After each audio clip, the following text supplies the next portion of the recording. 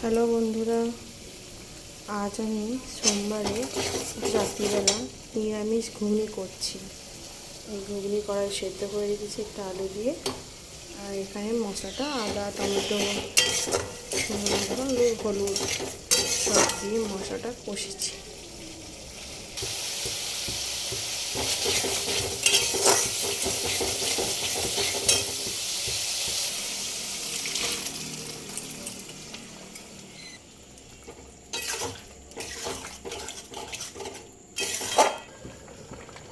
ঘুগনিটা ফুটে উঠেছে। এই ভাজা মশলাটা এবার ছড়িয়ে দেবো।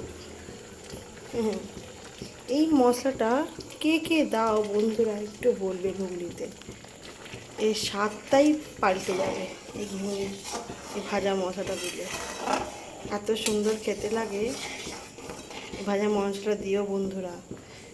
গোটা জিরে, ধনে, মৌরি, শুকনো লঙ্কা, গোটা গরম মশলা দিয়ে গুঁড়িয়ে রেখেছি। ঘুগনি দিলে ব্যাপক লাগে।